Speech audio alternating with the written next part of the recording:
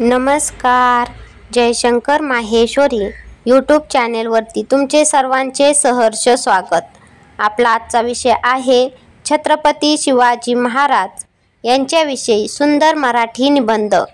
तुम्ही जर चॅनेलवरती नवीन असाल तर प्लीज चॅनेलला लाईक आणि सबस्क्राईब अवश्य करा. चला तर मुलांनो, आपला आजचा विषय आहे छत्रपती शिवाजी महाराज यांच्याविषयी सुंदर मराठी निबंध. सागराचे पाणी कधी आटणार नाही, सागराचे पाणी कधी आटणार नाही.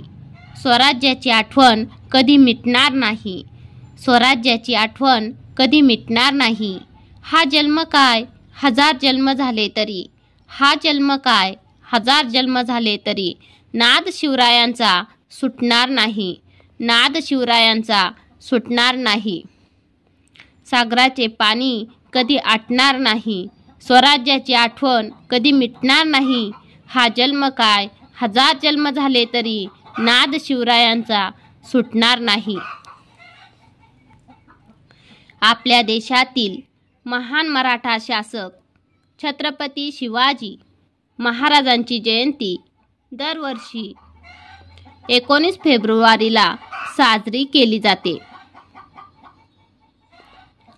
शिवाजी महाराजांनी अतिशय कमी वयात आपली जबाबदारी समजून घेऊन स्वराज्य स्थापनेसाठी कार्य केले. त्यांना मराठा साम्राज्याचे संस्थापक देखील म्हटले जाते. शत्रूविरुद्ध लढ्याकरता महाराष्ट्रातल्या डोंगरदऱ्यांमध्ये अनुकूल असलेली गनिमी काव्याची पद्धत वापरून त्यांनी तत्कालीन विजापूरची आदिलशाही, अहमदनगरची निजामशाही आणि बलाढ्य मुघल साम्राज्यशाही यांच्याशी लढा दिला आणि मराठा साम्राज्याचे बीजारोपण केले. शिवरायांच्या काळात प्रजा सुखी समृद्ध होती आणि म्हणूनच त्यांनी स्थापन केलेल्या राज्यास स्वराज्य म्हटले गेले. शिवाजी महाराजांचा जन्म 19 फेब्रुवारी 1630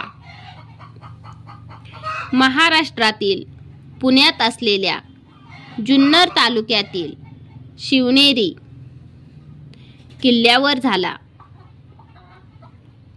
एक आदर्श शासनकर्ता, उत्कृष्ट योद्धा व सहिष्णू राजा म्हणून त्यांनी भारतीय आणि विशेषत्वाने महाराष्ट्रीय इतिहासात आपला विशेष ठसा उमटवला आहे. शिवरायांच्या वडिलांचे नाव शहाजीराजे भोसले व आईचे नाव जिजाबाई असे होते. जिजाबाई या धार्मिक स्वभावाच्या सात्विक स्त्री होत्या. त्या शिवरायांना लहान असताना युद्धाच्या गोष्टी सांगत असत. रामायण, महाभारतातील कथा सुद्धा त्या सांगायच्या. या सर्व गोष्टींचा शिवरायांवर खूप प्रभाव झाला. ज्या काळात शिवरायांचा जन्म झाला त्यावेळी अनेक परकीय सत्ता महाराष्ट्रात धुमाकूळ माजवत होत्या. मुघलांच्या कैदेत लाखो मराठा सैनिक खितपत पडले होते. स्त्रियांची अब्रू लुटली जात होती.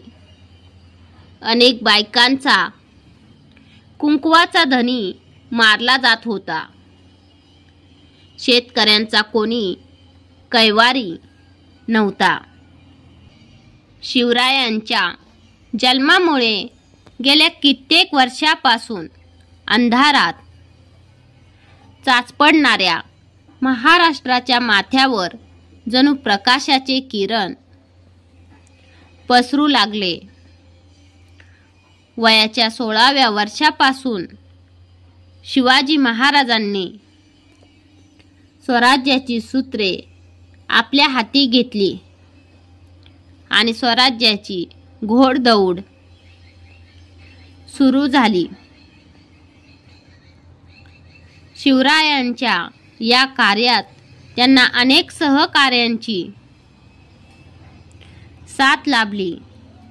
तानाजी मालुसरे, बाजीप्रभू देशपांडे, शिवा काशीद, मुरारबाजी, येसाजी कंक यासारख्या अनेक सवंगड्यांनी लढाईच्या काळात शिवरायांसाठी आपल्या प्राणाचीही बलिदान देताना मागे पुढे पाहिले नाही.